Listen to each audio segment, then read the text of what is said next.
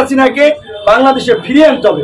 এই গণহত্যার জন্য শেখ হাসিনার বিচারের মধ্য দিয়ে বাংলাদেশে দৃষ্টান্ত স্থাপন করতে হবে যে জনগণের বিরুদ্ধে গিয়ে এরকমের গণহত্যা চালিয়ে কোনো ঘাতক সরকার রক্ষা পায়নি। একই সাথে গণহত্যাকারীদের প্রত্যেককে বিচারের মুখোমুখি করা হবে।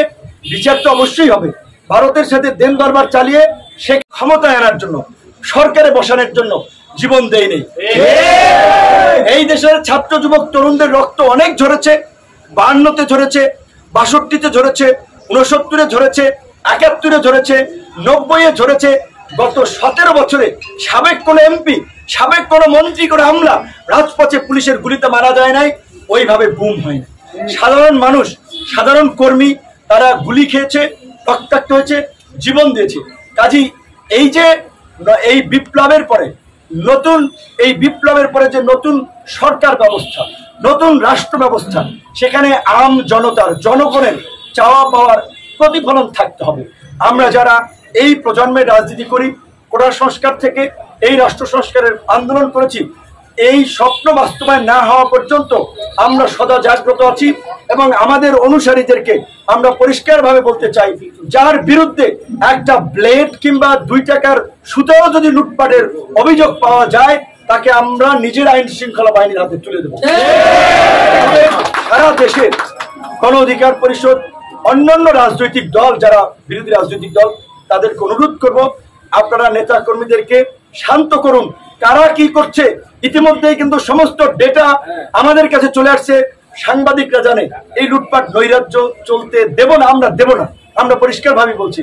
কাজে এত পুলকিত হওয়ার কিছু নাই। কিন্তু মহামান্য রাষ্ট্রপতি মহোদয়কে বলবো, এই যতক্ষণ পর্যন্ত না সরকার গঠন না হয়, উপদেষ্টারা নির্দিষ্ট দায়িত্ব বন্টন না হয়, ততক্ষণ পর্যন্ত আইন শৃঙ্খলা পরিস্থিতি নিয়ন্ত্রণে আসবে না।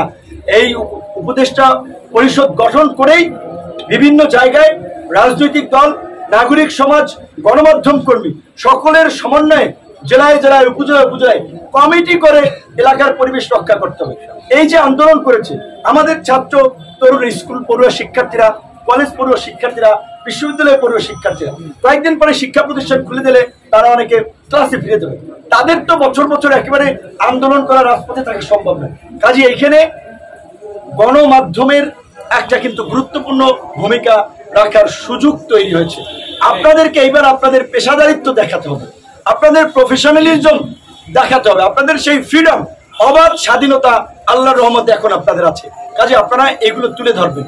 আজকে ছাত্র, শিক্ষক, অভিভাবক, এই যে যারা পানি এগিয়ে দিয়েছিল, মায়েরা তার সন্তান নিয়ে রাজপথে এসেছিল, ঠিক একইভাবে এই নৈরাজ্য, লুটপাট এবং আগামীতে যেন আমরা একটা সুন্দর বাংলাদেশ বিনির্মাণ করতে পারি, সেই ধরনের একটা জন আকাঙ্ক্ষার রাজনৈতিক দলকে, রাজনৈতিক নেতৃবৃন্দকে সরকারে বসানো, রাষ্ট্র ক্ষমতায় নিয়ে আসা, সেজন্য আমাদেরকে সাপোর্ট করতে হবে।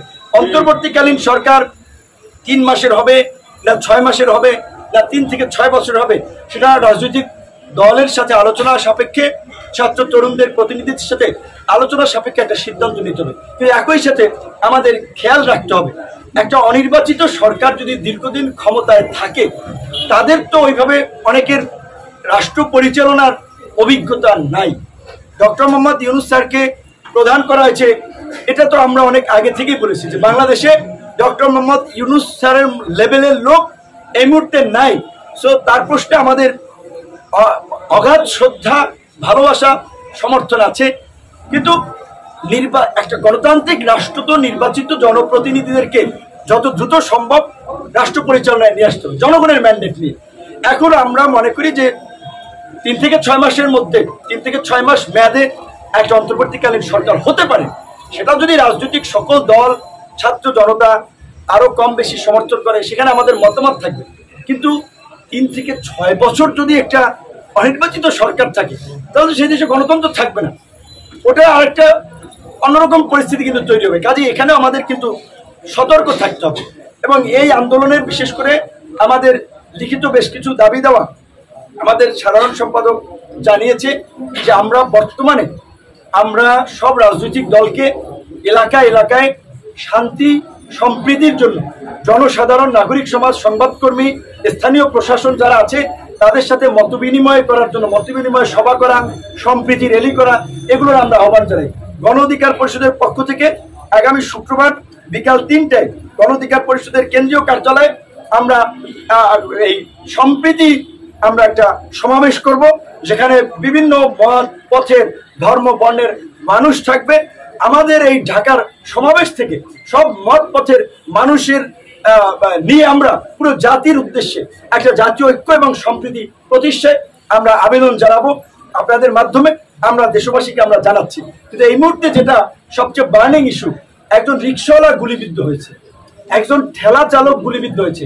আমি ডিবি কার্যালয়ে ছিলাম, আমি কারাগারে ছিলাম, বিশ্বাস করবেন এখান দিয়ে রক্ত পড়ছে, গায়ে গেঞ্জি নাই, আমার মায়া লাগছে। আমার 2টা টি-শার্ট আমি দিয়ে আসছি, যে ও বলছে হকারি করে পানি বেছে, পানি বাসে যে পানি বেছে, শশা বেছে, লুঙ্গি পরা ওই অবস্থায় ধরে নিয়ে আসছে, গুলিবিদ্ধ, শরীর পয়সা যাচ্ছে, পায়া দিয়ে রক্ত পড়ছে, পুজ বেরোচ্ছে।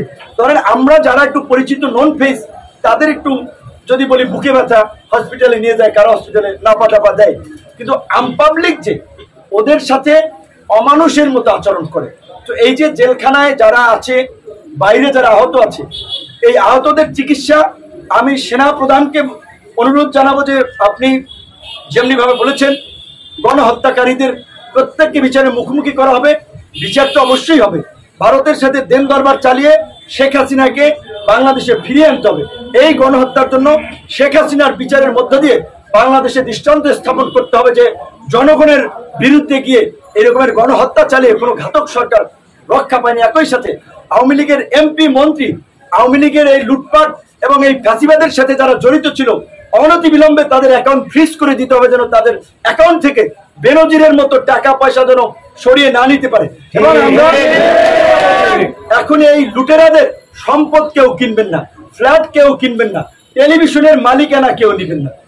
এই লুটেরাদের সম্পদ রাষ্ট্রীয়ভাবে আপনার এটা বিক্রি করে নিলামে তুলে এই আন্দোলনে যে যারা আহত হয়েছে, নিহত হয়েছে, তাদের পরিবারকে বলছি যে ওদের সম্পদ আপনি অল্প টাকায় কিনে নেবেন, এই যে কেউ করবেন না। আমরা কিন্তু বলছি যে খুঁজে বের করবো। তো কাজে আমরা সেনাবাহিনী, অন্তর্বর্তী সরকার, তাদের প্রতি আমরা এটা অনুরোধ জানাবো যে এই আহতদের এখনো অনেকে চিকিৎসা নিতে পারছে না, ব্যক্তিগত আমরা এখানে নাম এন্ট্রি করব। যারা দরিদ্র পরিবার আছে তাদের তালিকা করে আমরা একটা তালিকা তাদের কাছে দেবো যে যারা এখনো আহত এই অবস্থা আছে, এবং নিহতদের একটা আমরা তালিকা করব।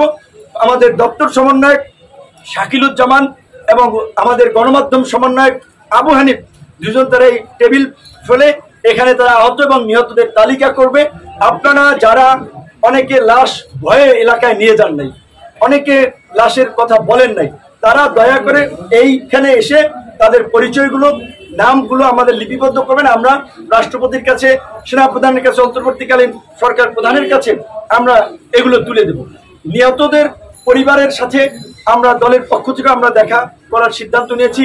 আহতদের আমি সংবাদ সম্মেলনের পরেই কথা যেটা আমি বলতে চাচ্ছিলাম, এখন আমাদের আরো একটা যেটা বলছে, আহত নিহতদের ক্ষতিপূরণ চিকিৎসার পাশাপাশি একটা বার্নিং ইস্যু হচ্ছে প্রশাসনের মধ্যে যে একটা দুর্বৃত্তের সিন্ডিকেট যারা গড়ে উঠেছিল, তাদেরকে কিন্তু অনতি বিলম্বে গ্রেপ্তারের ব্যবস্থা করা, তাদেরকে বিচারের মুখোমুখি করতে হবে, নাহলে তারা দেশ থেকে পালিয়ে যাবে।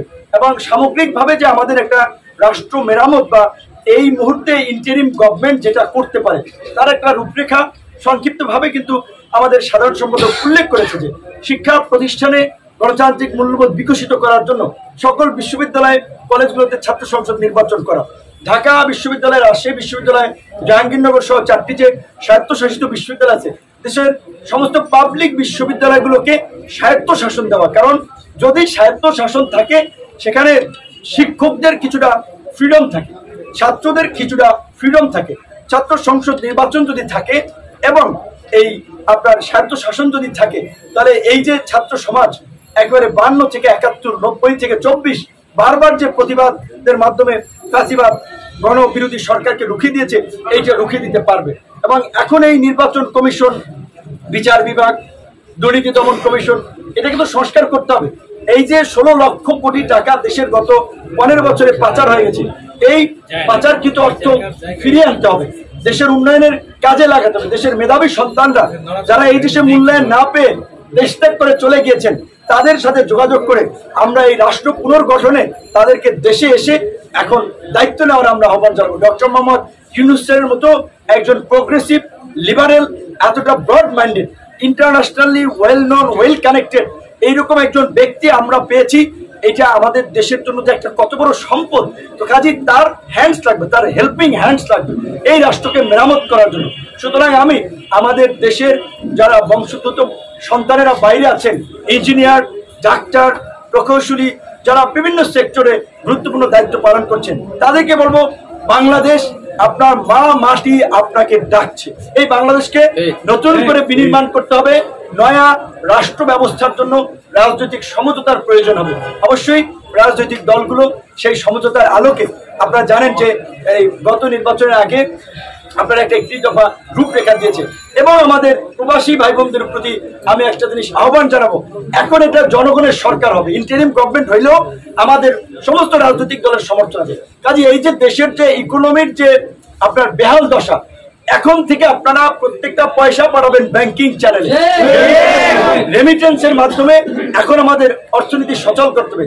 একই সাথে আমি এই কারাগারে রিমান্ডে যাওয়ার আগে একটা দুঃখজনক ঘটনা আমরা শুনেছিলাম। আপনারা জানেন দুবাইয়ে আমাদের প্রবাসী বাংলাদেশিরা, এই যে বাংলাদেশে আমাদের ছাত্র ভাইদেরকে যে হত্যা করা হচ্ছিল, এর প্রতিবাদ করে ঘরোয়াভাবে একটা প্রোগ্রাম করায় সম্ভবত 57 বাংলাদেশি সহ বেশ কয়েকজনকে আপনার কারাদণ্ড দিয়েছে বিভিন্ন মেয়াদে।